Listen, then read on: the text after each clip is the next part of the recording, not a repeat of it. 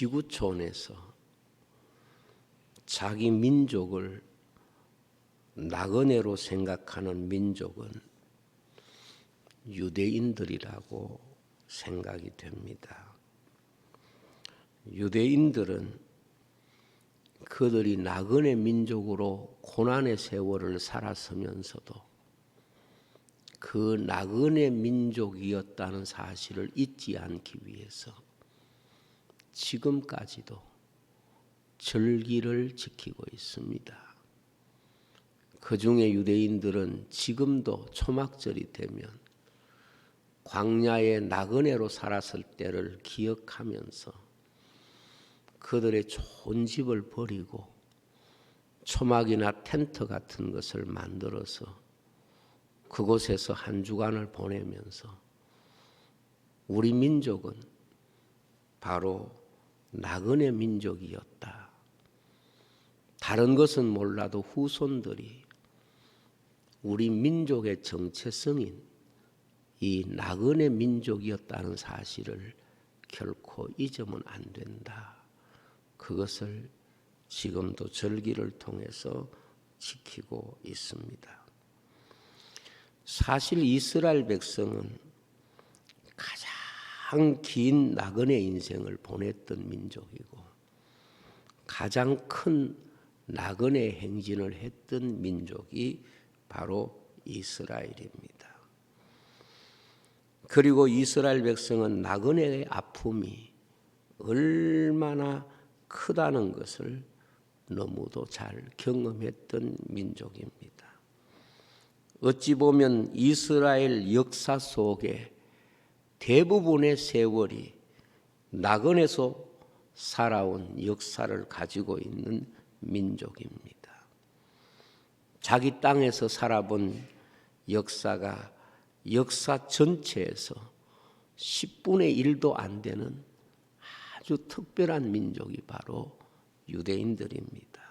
먼저 유대인의 조상인 아브라함이 바로 나그네 인생이었습니다. 창세기 23장 4절에 보면 아브라함이 이렇게 자기를 고백합니다.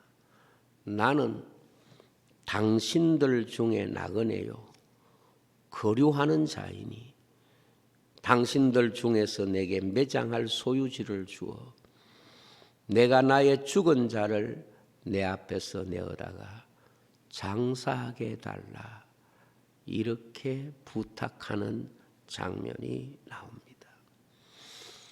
그리고 이스라엘 12지파가 태어난 야곱도 자신을 나그네 인생으로 묘사했습니다. 창세기 47장 9절에 보면 야곱이 바로에게 아뢰되 내 나그네 길의 세월이 130년이니이다. 내 나이가 얼마 못 되니 우리 조상의 나그네 길의 연조에 미치지 못하나 험악한 세월을 보내었나이다. 자신을 나그네 인생으로 그리고 자신이 살아온 세월을 나그네의 세월로 묘사했던 것이 바로 야곱입니다. 그리고 이스라엘 역사의 출발이라고 볼 수 있는 출애굽 이야기가 실제로는 나그네 인생의 출발이라고 볼 수가 있는 것입니다. 그래서 이스라엘 역사를 보면은 사사시대부터 바벨론까지 약 700년 정도는 그들의 고국에서 살았지만 그 외의 대부분의 세월은 나그네로 세계 곳곳에 흩어져서 살았던 것을 볼 수가 있습니다. 그래서 애굽에서 430년도 나그네의 세월이었고 바벨론에서 70년도 나그네의 세월이었고 로마의 디도 장군에 의해서 예루살렘이 함락된 이후에 세계 곳곳에 흩어진 유대인들이 근 2000년 동안 나그네 민족으로 세상에 유랑하는 그런 민족이 되었던 것입니다.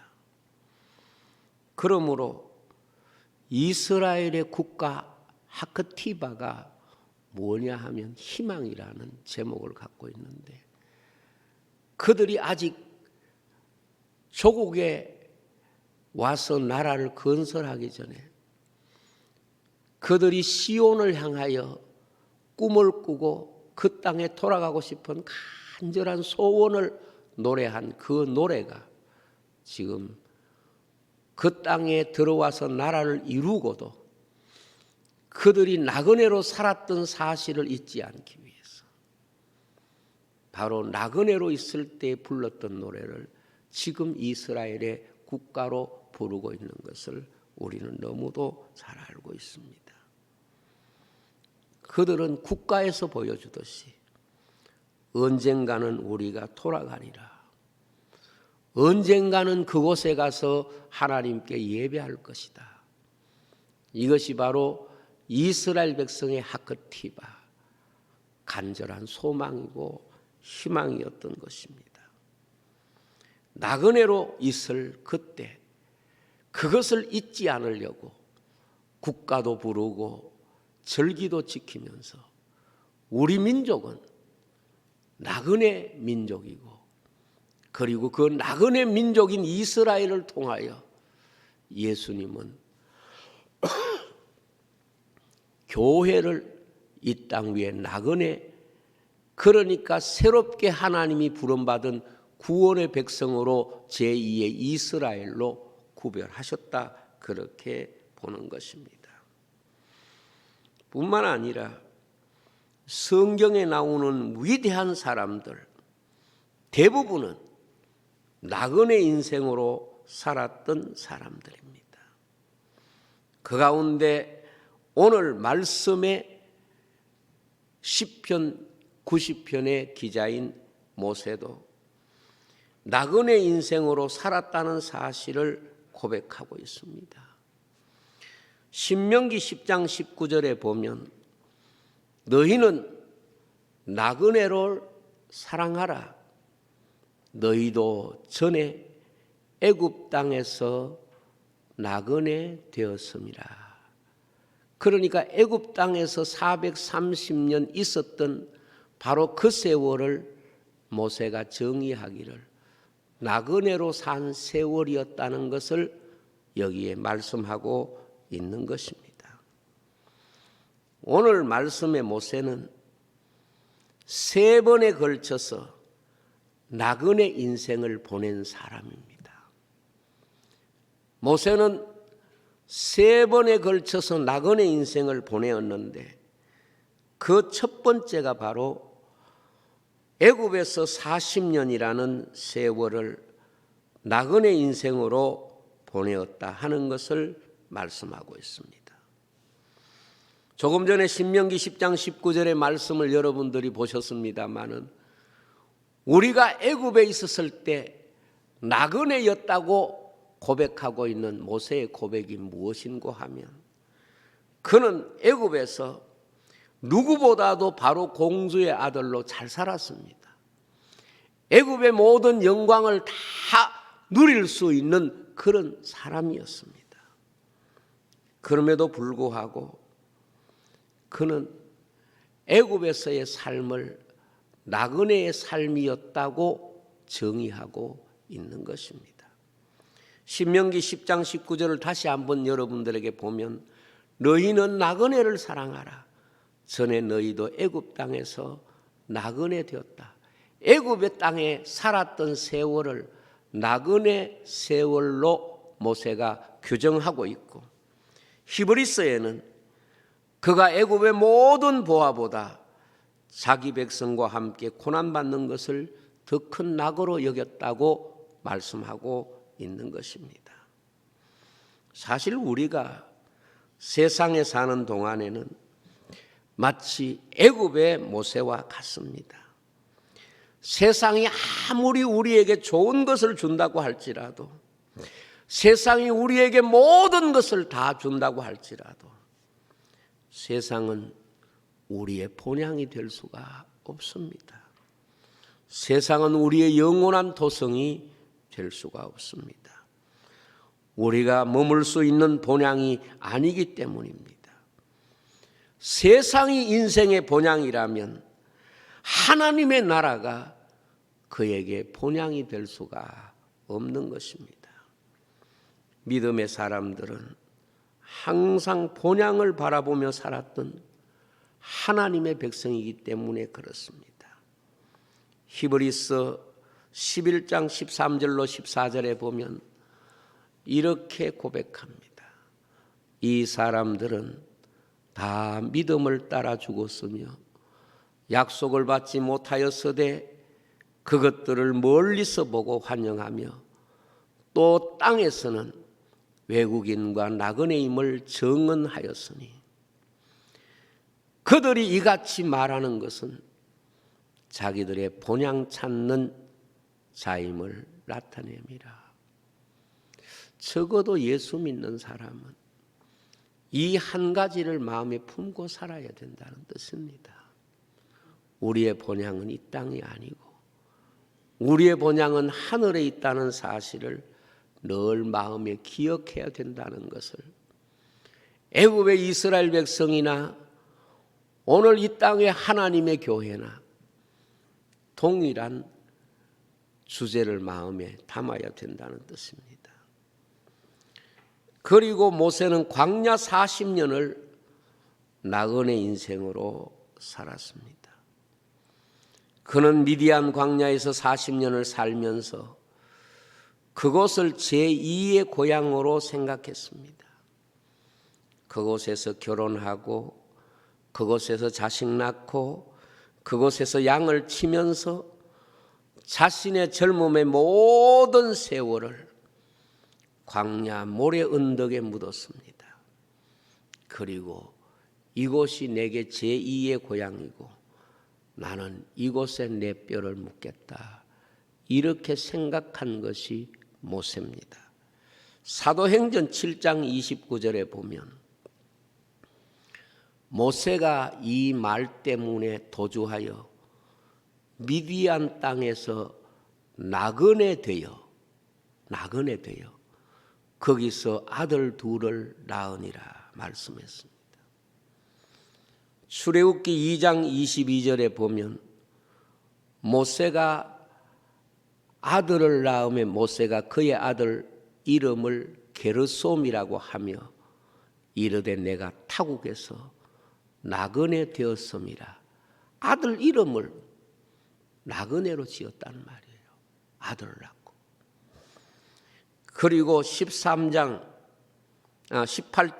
출애굽기 18장 3절을 보면 그의 두 아들을 데리고 왔으니 하나의 이름은 게르솜이라. 이는 모세가 이르기를 내가 이방에서 나그네 되었다 함이요. 7절입니다.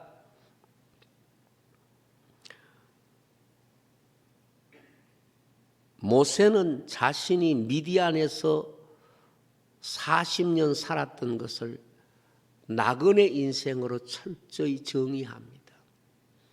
그래서 심지어 자신이 낳은 아이의 이름조차도 나그네라고 하는 의미를 그 이름 속에 담았던 것입니다.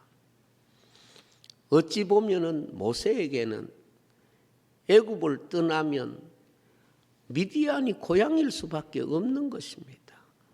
애굽에서 태어났던 그가 미디안에 와서 아내를 얻었고 또 일을 하고 두 아들을 얻고 거기에서 인생의 대부분을 다 보내어서 나이가 80이 되도록 살았으니까 모세에게 고향이 어디냐 그렇게 묻는다면 당연히 미디안이라고 말할 수도 있을 텐데 모세는 철저하게 미디안 40년을 나그네로 그 자신이 고백하고 있고 나그네 인생이었음을 말하고 있습니다.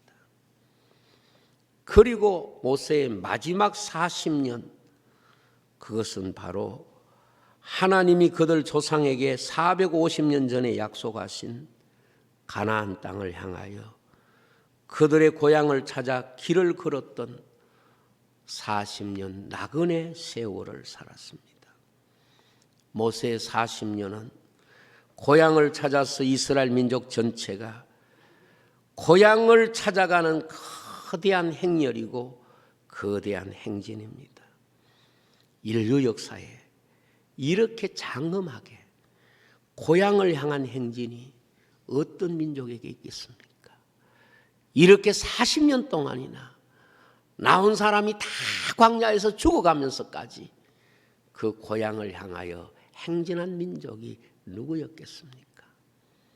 그 이스라엘 광야 40년을 고린도전서 10장에서는 지상교회, 그것을 광야교회라고 그렇게 이름 붙여 말씀하는 것입니다.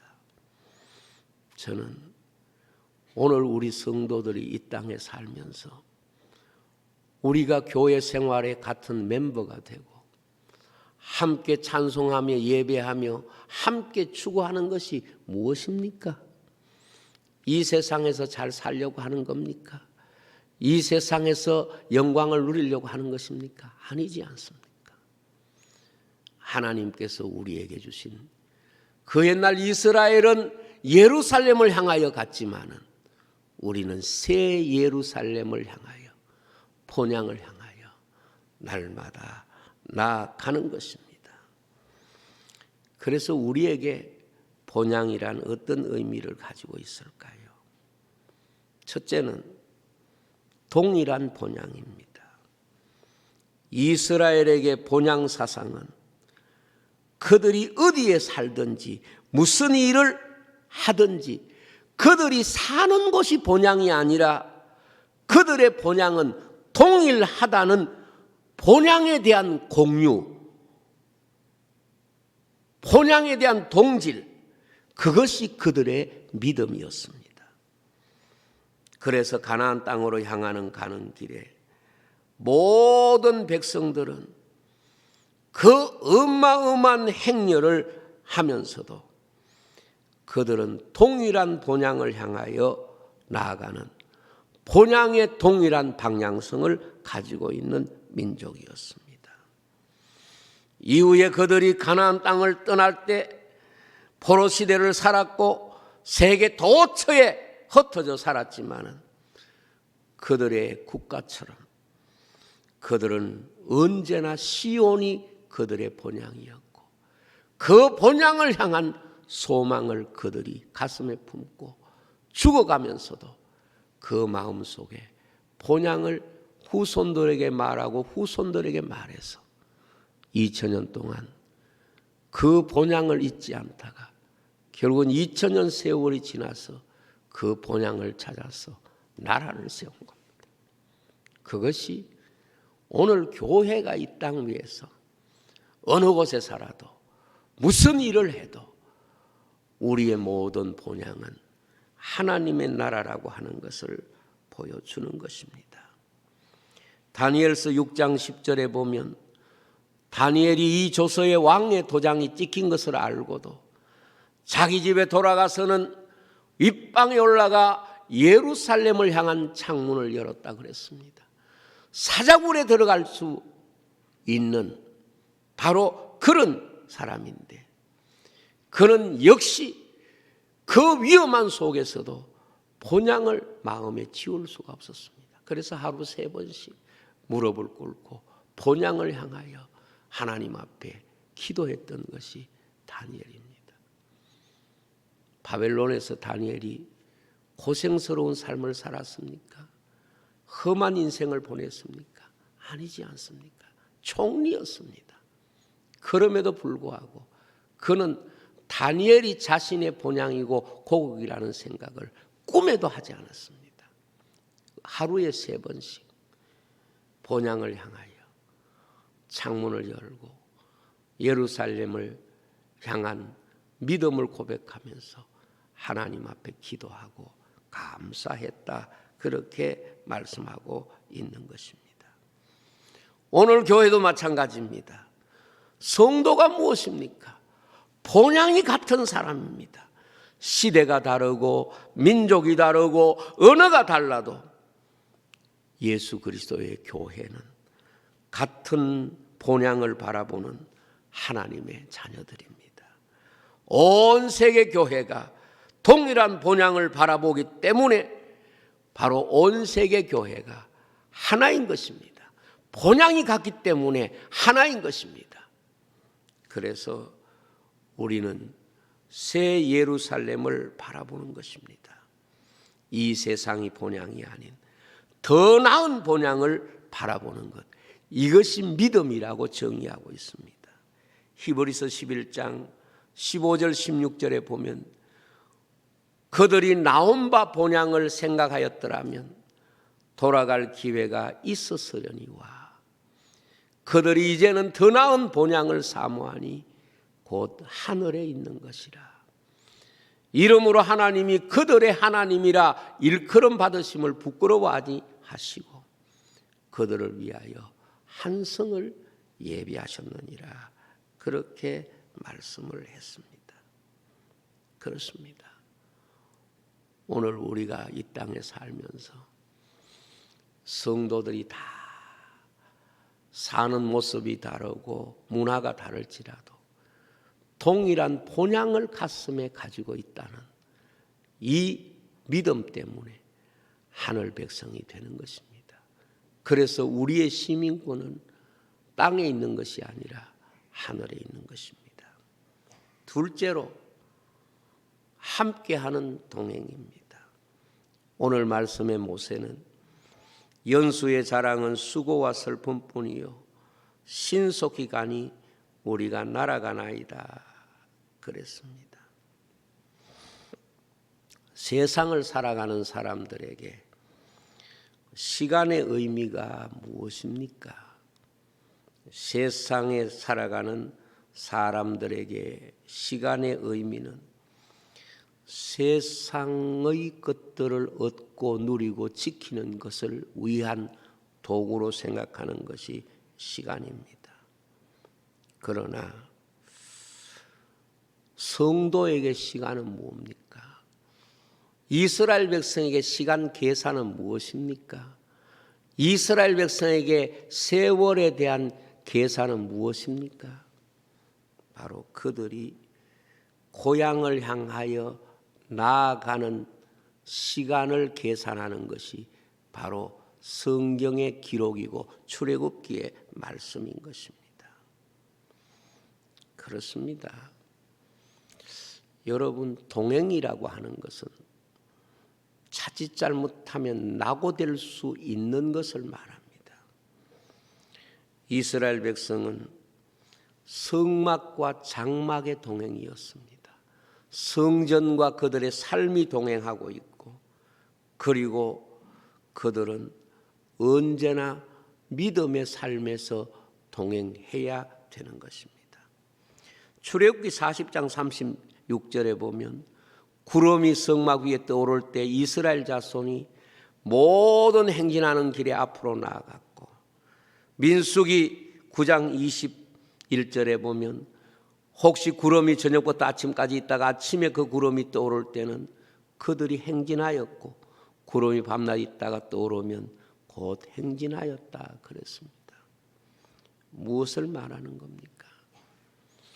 제가 여러분들에게 감히 말씀드릴 수 있는 것은 인생의 여정이 다 끝나고 여러분들의 나이에서 어떤 시간이 크로노스의 시간에서 카이로스의 시간으로 계산이 될까요?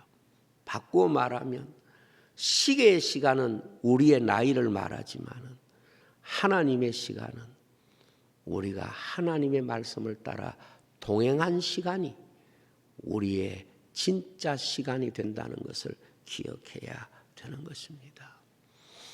여러분, 오늘 우리의 시간이 어떻게 이해되고 해석됩니까? 하나님과 동행하는 시간, 그것이 바로 본향을 향한 시간이고 그것이 우리에게 진정 의미 있고 가치 있는 시간이 된다는 것을 말씀하고 있습니다. 세 번째로는 남은 거리를 계산해야 됩니다. 오늘 말씀에 보면 남은 날수를 계산하는 지혜를 얻게 하소서 그랬습니다. 본향을 찾아가는 사람들에게는 두 가지 거리가 있습니다. 본향을 찾아가는 사람, 지나온 거리가 있습니다. 걸어온 거리가 있고 남아있는 거리가 있습니다. 그런데 본향에 관심이 없는 사람들, 본향에 대한 소원이 없는 사람은 걸어온 거리를 자꾸 계산합니다. 그래서 애굽에 있을 때 먹을 걸, 애굽에 있을 때 좋았는데 걸어온 거리를 자꾸 계산합니다. 그런데 정말 본향을 사모하는 사람은 걸어온 거리는 얼마 됐는지 몰라도 남아있는 거리가 계속해서 그 삶에 계산되어지는 겁니다. 그렇지 않습니까? 우리가 어디에 목적을 가지고 간다면 그 목적이 정말 중요하다면 남아있는 거리가 우리에게 중요한 것이지 지나온 거리는 우리에게 그렇게 중요한 거리가 아닌 것입니다. 지나온 거리라고 하는 것은 내 자신의 이야기를 하기 위한 거리가 될 수 있지만 남은 거리는 하나님께서 우리에게 주신 약속과 그 은혜에 나아가는 거리이기 때문에 그렇습니다. 여러분, 운동선수가 경주장에서 달릴 때에 뛰었던 거리가 중요한 게 아니고 남은 그 거리가 운동선수에게 가장 중요한 것입니다.